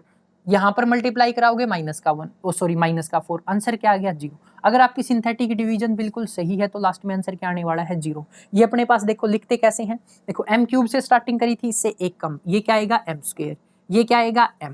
ठीक है, लिख दो इसको, m² माइनस का 4m प्लस का 4। ठीक है, फिर से क्या कौन सी आ गई अपने पास, m-2 का होल स्क्वायर। तो यहाँ से क्या आ जाएंगे, 2 रूट और आ जाएंगे कि 2 और 2, एक रूट अपन ने कैलकुलेट कर लिया था। अब 2 के लिए अलग से लिख दो और इसके लिए अलग से लिख दो, ये अपने पास कॉम्प्लीमेंट्री फंक्शन हो गया। देखो सबसे पहले ये तरीका बना लो। ठीक है, ये नहीं एक स्टार्टिंग में पहले क्या लिख रहे हो, अलग के लिए, फिर सेम के लिए, पहले सेम के लिए फिर अलग के लिए, नहीं, एक तरीका बना लो। तरीका क्या रहेगा, सबसे पहले डिफरेंट रूट का लिखना सोल्यूशन। तो डिफरेंट रूट का सोल्यूशन क्या आएगा, 5(1) y माइनस एक्स, ठीक है। देखो क्या रूट आए हैं, यहाँ देखना रूट आए हैं अपने पास, एक तो आ गया मेरे पास -1, एक मेरे पास क्या आ गया 2, और एक मेरे पास क्या आ गया 2। तरीका बना लो यार, क्या तरीका, सबसे पहले डिफरेंट वाला लिखना है, ठीक है। तो ये क्या आ जाएगा 5 y minus y plus M X होता है ना, m की जगह -1 पुट कर दिया। उसके बाद देखो plus 5 y plus 2x plus 5 यहां पर क्या करते हैं, एक लिख दिया, दूसरा ही वाला लिखते हैं तो x की मल्टीप्लाई करते हैं, ठीक है। 5 y प्लस 2x, ये कहानी थी भाई, ठीक है। आई थिंक आप लोग समझ गए होंगे। तो ये तो आपको सबसे पहला काम क्या था, कॉम्प्लीमेंट्री फंक्शन को सिखाना। अब अपने पास नेक्स्ट आता है कि कॉम्प्लीमेंट्री फंक्शन तो हो गया अपने पास, कि कंप्लीट सॉल्यूशन के लिए मेरे को दो चीजें चाहिए थी। अब वो दो चीजें क्या थी, एक तो मेरे को CF कैलकुलेट करना सीखना था, CF कैलकुलेट करना आप लोग सीख चुके हो। अब मेरे को क्या कैलकुलेट करना है, PI कैलकुलेट करना है। अब PI कैलकुलेट करने के लिए काम रह गया अपना, ठीक है। CF आप क्या कर चुके हैं, कैलकुलेट करना सीख चुके हैं। अब जर्नली आप कैलकुलेट करेंगे PI। अब PI कैसे कैलकुलेट करोगे, देखो उसके लिए ये वाले स्टेप तो सेम रहेंगे, कितने 4 स्टेप, ये तो फॉलो करने ही करने क्योंकि CF कैलकुलेट करना है। जैसे ही ये 4 स्टेप आपके हो जाएं, उसके बाद मैं एक एक्स्ट्रा स्टेप ऐड कर देता हूं, स्टेप नंबर 5, ठीक है। अब सबसे पहली line follow step 1 to step 4 in every question, in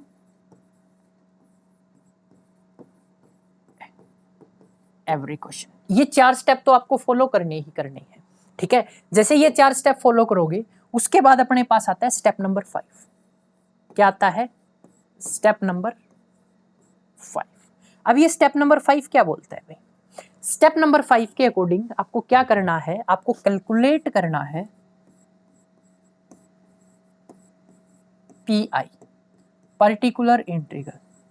अब ये PI कैलकुलेट करने के लिए थोड़ी सी मेहनत करनी पड़ती है। अब वो थोड़ी सी मेहनत क्या होती है, देखो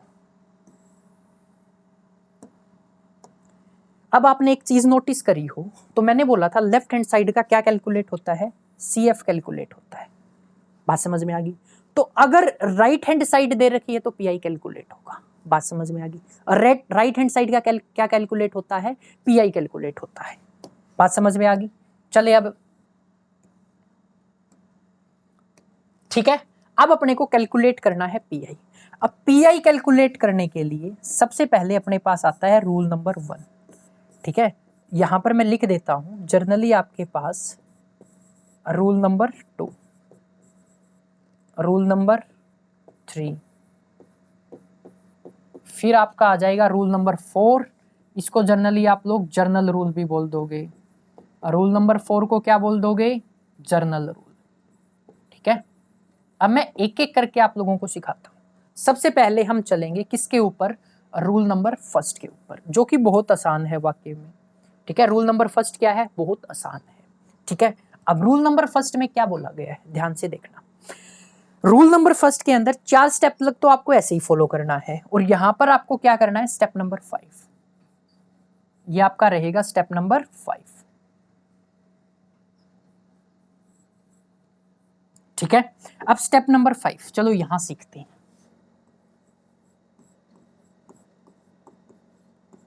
उस साइड देखना सख्त मना है, ठीक है। स्टेप नंबर 5, स्टेप नंबर 5 के अंदर क्या बोला गया है, अब ये जो यहां पर लिखा हुआ है F D D dash is equal to FXY, ये जर्नली आपकी कौन सी इक्वेशन है, सिंबॉलिक वाली इक्वेशन है।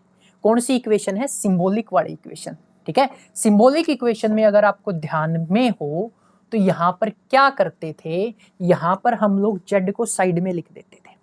तो ये जो मेरे पास फॉर्म बनी है, ये वाली ये जर्नली FD डैश को रिप्रेजेंट कर रही है, ठीक है। किसको रिप्रेजेंट कर रही है, FD डैश को रिप्रेजेंट कर रही है। ये आपकी लेफ्ट हैंड साइड होगी, ये आपकी राइट हैंड साइड होगी, ठीक है। अब देखो क्या होता है, सबसे पहले क्या करना होगा PI कैलकुलेट करने के लिए, PI कैलकुलेट करने के लिए सबसे पहले जो ये सिंबॉलिक फॉर्म है ना आप लोगों की, इसको क्या करना है, अपॉन में लिखना है। क्या लिखना है, अपॉन में। कहाँ लिख दिया, अपॉन में, ठीक है। जेड को भूल जाओ, जेड को साइड में कर दिया, सिंबॉलिक फॉर्म को अपॉन में लिखना है, ठीक है। और यहां पर क्या गिवन होगा, F of X Y given होगा। अब ये एफ ऑफ एक्स वाई क्या है, कोई भी फंक्शन होगा एक्स और वाई का, ठीक है। अब ये फंक्शन वेरी करेगा तो चीजें वेरी करेंगी, फंक्शन वेरी करेगा तो चीजें क्या करने वाली हैं, वेरी करने वाली है, ठीक है। बात समझ में आ गई। देखो मैं एक बार फिर से बताता हूं, ये अपने पास क्या होगा, स्टेप नंबर 5 के अंदर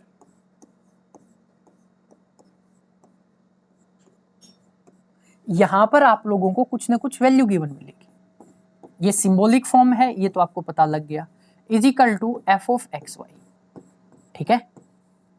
अब इसको ऐसे देखो, ये मेरी होगी LHS और ये मेरी होगी RHS।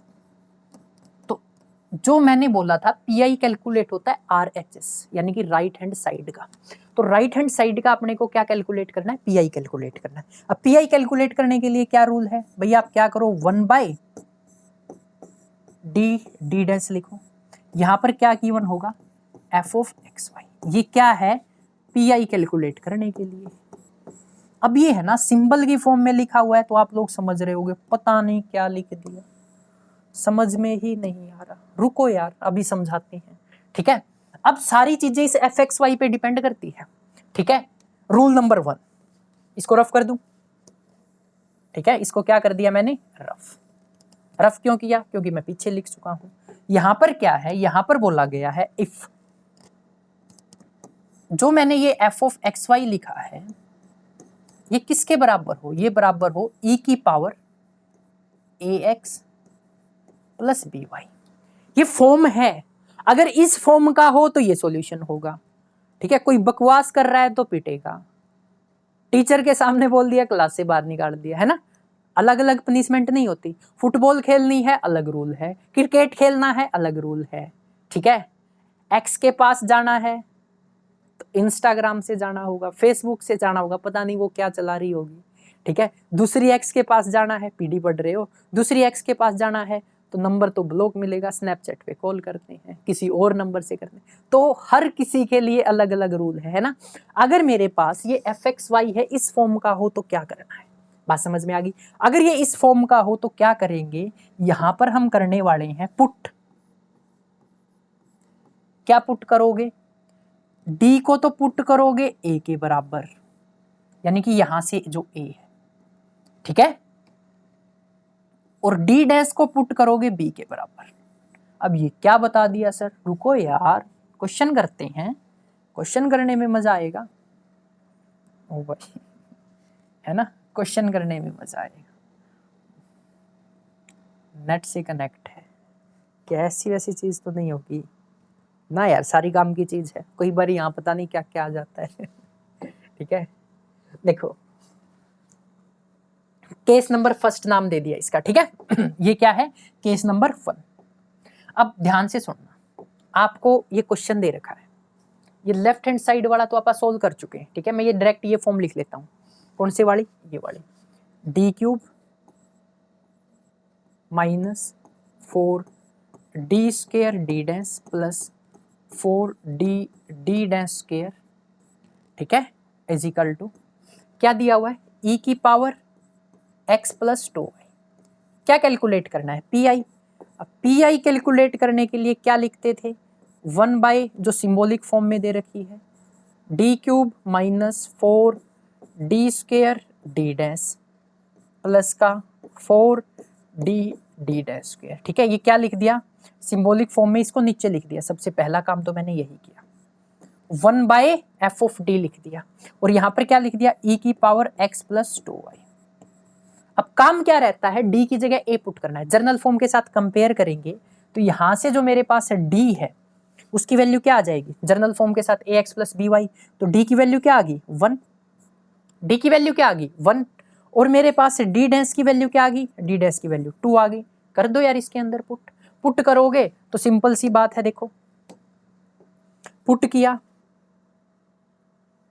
1 बाई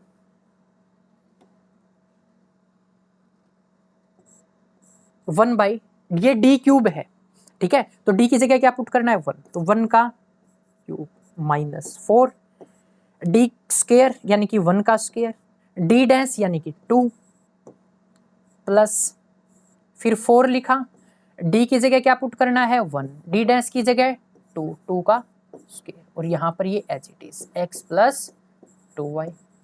बात समझ में आ गई। अब इसको सिंप्लीफाई कर दो, सिंप्लीफाई करोगे तो नीचे क्या बचेगा 1/27 e की x प्लस 2y। अब ये क्या आ गया pi, ठीक है। अब इसका CF आप पहले से निकाल चुके हो, तो यहाँ पर मैंने लिखा हुआ है जनरली जो कंप्लीट सॉल्यूशन है ये CF नहीं है, ठीक है, ये CS है।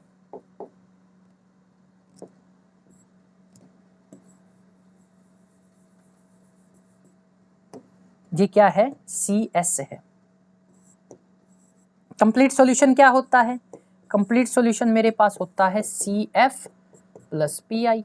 अब CF क्या है ये अपने पास ऊपर आ चुका है, पहले कैलकुलेट कर चुके हैं, 3 रूट आए थे इसके, -1 और 2 और 2, इसका कैलकुलेट कर चुके हैं। जो अपने पास CF आया उसको लिखो प्लस में 1/27 e की x प्लस 2y। ये इस इक्वेशन का, कैसी इक्वेशन है ये, linear homogeneous partial differential equation, इसका ये अपन कंप्लीट सॉल्यूशन फाइंड आउट कर दिया है, ठीक है। अब पता कैसे चलेगा, देखो पता करने के लिए सबका ऑर्डर क्या है 1 है, सबका ऑर्डर क्या है 1 है। उसके बाद किसी भी डिपेंडेंट वेरिएबल की और डिपेंडेंट का with respect to independent multiply नहीं है, तो ये कैसी होगी लीनियर होगी। होमोजीनियस के लिए क्या चेक करना है, होमोजीनियस के लिए ये चेक करते हैं कि सबका ऑर्डर क्या है सेम है। देखो क्वेश्चन करने का तरीका बता रहा हूँ, कैसे अप्रोच करनी है क्वेश्चन करते टाइम। सबसे पहले कैसी इक्वेशन है ये चेक करना है, क्योंकि लीनियर होमोजीनियस इक्वेशन का सॉल्यूशन एक होता है, लीनियर नॉन होमोजीनियस इक्वेशन का सॉल्यूशन अलग होता है। अगर इक्वेशन नॉन लीनियर आ गई तो उसका सॉल्यूशन ही नहीं होगा, ठीक है, होगा तो थोड़ी सी अभी सिलेबस में नहीं है, ठीक है। तो सबसे पहले लीनियर इक्वेशन है, लीनियर इक्वेशन की क्या पहचान होती थी, एक तो डिपेंडेंट वेरिएबल, और डिपेंडेंट वेरिएबल का derivative with respect to independent variable, दोनों की मल्टीप्लाई नहीं होनी चाहिए, नहीं है लीनियर इक्वेशन होगी। होमोजीनियस में सबका ऑर्डर सेम है, सबका ऑर्डर सेम है, दोनों कंडीशन सेटिस्फाई हो रही, तो इसका सॉल्यूशन फाइंड आउट कैसे करते हैं, CS कैलकुलेट करते हैं। CS कैलकुलेट करने के लिए क्या करेंगे, CF plus PI, CF plus PI, ठीक है। तो ये अपन ने क्या कर दिया, इसका सॉल्यूशन कैलकुलेट कर दिया। आई थिंक आप लोग समझ गए होंगे। स्क्रीनशॉट लेना है स्क्रीनशॉट ले लो, जिसको लिखना है जल्दी लिख लो, सिर्फ 10 सेकंड दे रहा हूँ, do it fast.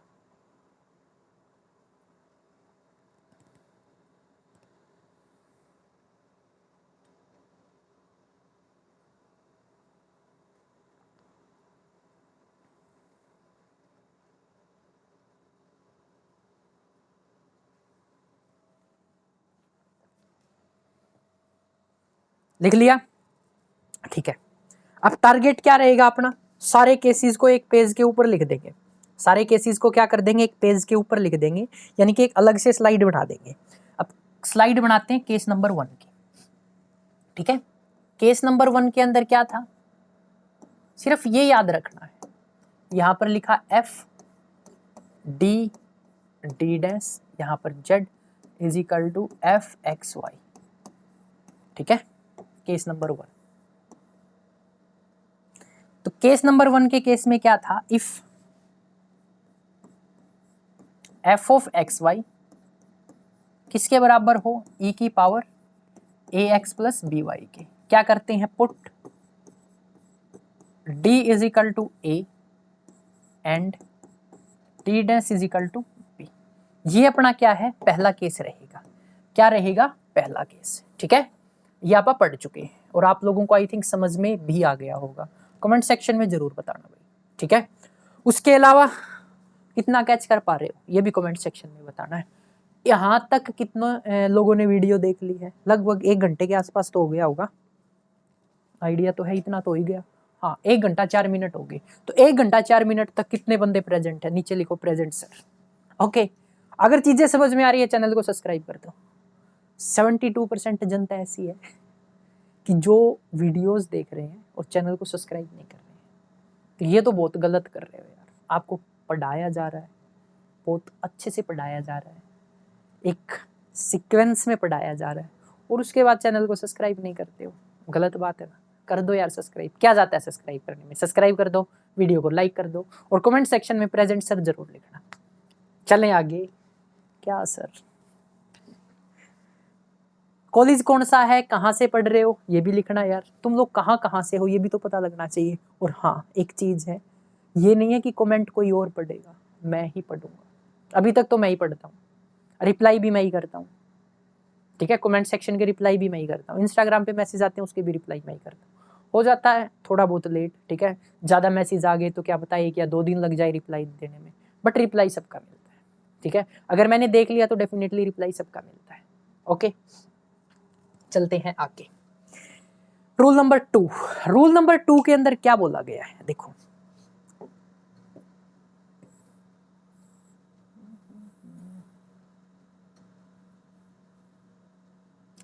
Yes, rule number 2, rule number 2 के अकॉर्डिंग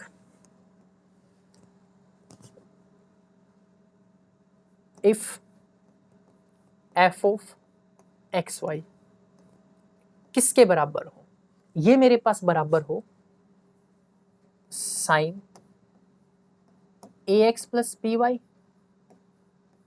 और cos A X plus B Y, sine हो कोस हो कोई भी हो, इसको कैसे सोल्व करना है, ठीक है। तो इसको सोल्व करने के लिए क्या करेंगे, बिल्कुल सिंपल सी बात है, जस्ट ध्यान में रखने की है। पुट करो, क्या डी को पुट करो, देखो माइनस का साइन लगा दो, माइनस का के साथ छेड़खानी नहीं करनी है, ठीक है। माइनस का साइन बाहर रहने दो, सिर्फ ब्रैकेट का स्क्वायर, यानी कि यहां पर जो ए है ना, इस या तो sign A X plus B Y मिलेगा या कोस A X plus B Y मिलेगा। तो क्या कर दो, जस्ट माइनस का साइन तो बाहर ही है, ए का स्क्वायर कर दो, बात खत्म, ठीक है। उसके बाद डी और डी डैश की मल्टीप्लाई आ जाए, किसकी मल्टीप्लाई आ जाए, डी और डी डैश की मल्टीप्लाई आ जाए। उसकी जगह क्या करना है, माइनस का साइन तो बाहर ही है, ए बी को अंदर पुट कर दो विद साइन, ठीक है। चले आगे।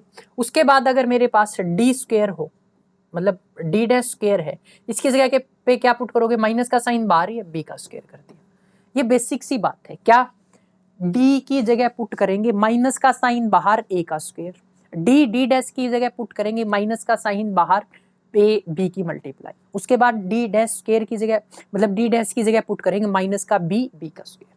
बात समझ में आ गई, ठीक है। माइनस का बी नहीं, माइनस का साइन बाहर, बी का स्क्वायर, ठीक है। बिल्कुल बेसिक सी बात है कि मेरे पास क्या करना है, डी की जगह पुट करना है माइनस का ए का स्क्वायर, माइनस को भूल जाओ, ठीक है। माइनस बाहर है, ए का स्क्वायर, कहीं देखो ऐसे मत कर देना ये गलती होती है, माइनस का 2 का स्क्वायर कर दिया, ठीक है। ए की वैल्यू 2 है तो माइनस 2 का स्क्वायर कर दिया, आंसर क्या आ गया 2, गलत हो जाएगा भाई, ठीक है। ये गलती है बहुत सारे स्टूडेंट करते हैं पर्सनल एक्सपीरियंस से बता रहा हूं, ठीक है। यहां पर इन क्वेश्चंस के अंदर क्या है, क्वेश्चन बहुत आसान है, गलती के चांसेस ज्यादा है, प्रैक्टिस नहीं करोगे गलत हो जाएगा क्वेश्चन, प्रैक्टिस करनी सबसे कंपलसरी है, ठीक है। पहला काम क्या था कि डी को तो अलग ही रखना है, ठीक है। डी की जगह क्या पुट करना है, माइनस का साइन बाहर, ए का स्क्वायर, डी डी डैश की जगह क्या पुट करोगे, माइनस का साइन अलग, A B, D dash square की जगह, ये स्क्वायर लिख दिया भाई, सॉरी, हाँ सही है यार, एक सेकेंड रुको यार, मैं इसको थोड़ा सा तमीज से बताता हूँ, आई थिंक अब ठीक रहेगा। देखो बिल्कुल ध्यान से सुनना, पुट 3 चीजें हैं इसके अंदर, एक तो डी स्क्वायर, इसकी जगह क्या पुट करोगे, डी नहीं लेना, डी स्क्वायर लेना है, ठीक है। माइनस का ए, इसका square, okay. D D dash की जगह क्या पुट करोगे, माइनस का ए बी, यहां पर मैंने पहले ए लिख दिया, डी लिख दिया होगा, उसके लिए सॉरी। डी स्क्वायर की जगह क्या पुट करोगे, माइनस ए का स्क्वायर, ठीक है। डी डी डैश की जगह क्या पुट करोगे, माइनस का ए बी। उसके बाद देखो डी डैश का स्क्वायर है, इसकी जगह क्या पुट करोगे, माइनस का साइन बाहर, बी का स्क्वायर। ये 3 चीजें ध्यान में रखनी है भाई इन क्वेश्चंस की, सिर्फ ये 3 चीजें ध्यान में रखनी, ठीक है। आई थिंक आप लोग समझ गए होंगे, लिखना है इसको लिख सकते हो, ठीक है। चले आगे, यहां तक समझ गए, समझ गए, जल्दी बताओ।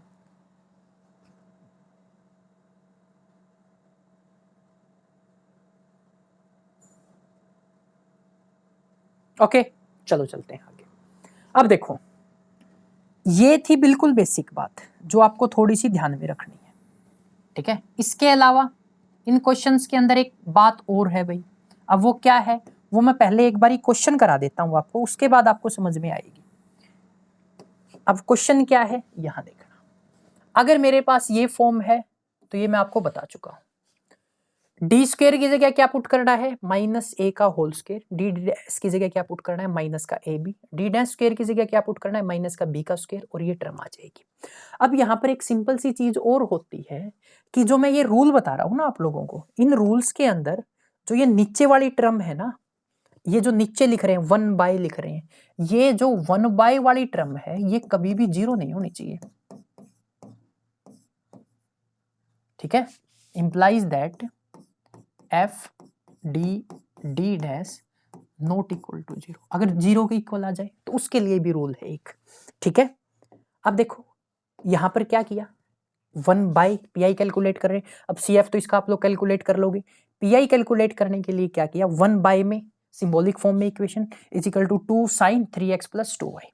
अब सबसे पहला काम किया, नीचे अपने को यह पता है कि अपने पास वैल्यू डी स्क्वायर की है, ठीक है। यहां पर क्या दे रखा है, डी क्यूब दे रखा है, तो नीचे से क्या करो, एक डी कॉमन निकाल लो, एक डी कॉमन निकालोगे तो यहां पर क्या बच जाएगा, डी स्क्वायर, यहां पर क्या बच जाएगा 4d डैश, ठीक है। एक डी बाहर निकाल लिया, यहां से एक डी बाहर निकालोगे तो 4d डैश स्क्वायर कॉमन लिख लिया, ठीक है। और यहां पर क्या है, साइन 3x + 2y, और साथ में देखो जो ये 2 था ये मैंने यहां लिख दिया, 2/d लिख दिया, ठीक है। अब क्या करते हैं, a की वैल्यू क्या आ गई 3, b की वैल्यू क्या आ गई 2, तो क्या करते हैं डी स्क्वायर की जगह पुट करते हैं, a का स्क्वायर करोगे 9 माइनस का 9, डी डैश की जगह पुट करोगे ए बी जो कि क्या है माइनस का 6, डी डैश स्क्वायर की जगह पुट करोगे क्या, बी का स्क्वायर यानी कि माइनस का 4, करो यहां पर पुट, इस इक्वेशन में जैसे ही पुट करोगे अपने पास ये वैल्यू आ जाएगी, ठीक है। ये वैल्यू आने के बाद इसको सिंप्लीफाई किया, सिंप्लीफाई करने के बाद ये टर्म बच जाएगी, माइनस का साइन बाहर आ गया, माइनस का 2/d साइन 3x + 2y, ठीक है, ये टर्म बच गई।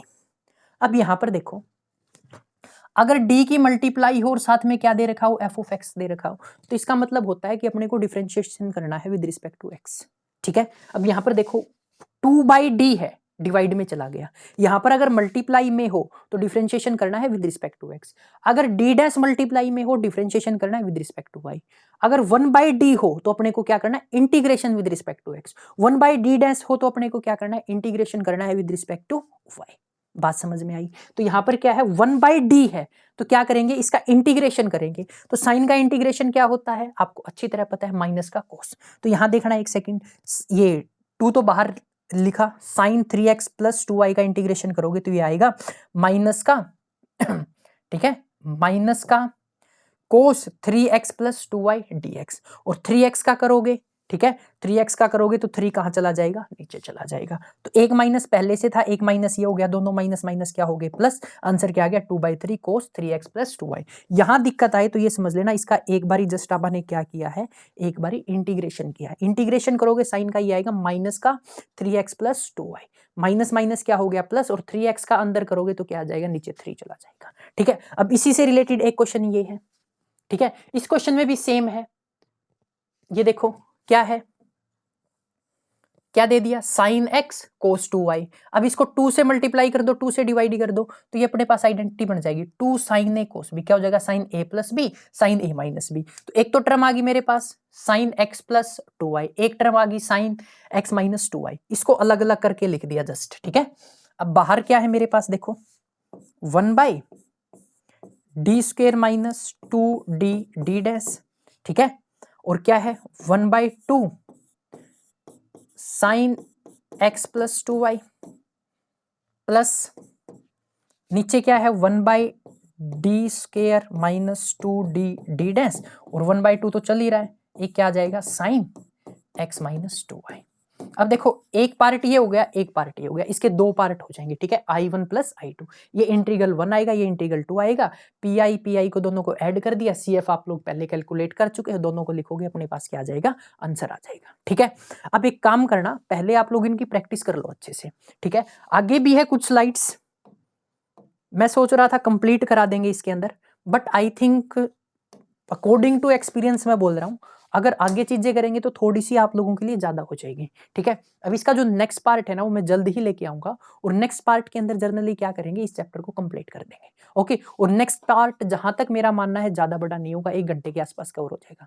मैं ये सोच के आया था कि ये टोटली ही वीडियो आप लोगों को क्या करेंगे, पूरे चैप्टर की करा देंगे। तो जर्नली पहले क्या करना, सीएफ हर क्वेश्चन का कैलकुलेट करना है, जितने भी बुक के अंदर आपको दे रखे हैं सीएफ वो सारे कैलकुलेट कर लो, ठीक है। पीआई 2 का कैलकुलेट करके आ जाना, बाकी मैं आगे चीजें संभाल लूंगा, ठीक है। तो मिलते हैं नेक्स्ट वीडियो के अंदर, तब तक के लिए जय हिंद, जय भारत, जय हरियाणा। और लास्ट तक जितने बचे हुए हैं, जिसने लास्ट तक वीडियो देखी है वो लिखना यस सर लास्ट तक देखी है, यस सर लास्ट तक देखी है, और चैनल सब्सक्राइब नहीं किया है तो सब्सक्राइब कर लेना, ओके। तो मिलते हैं नेक्स्ट पार्ट के अंदर, तब तक के लिए जय हिंद, जय भारत, जय हरियाणा।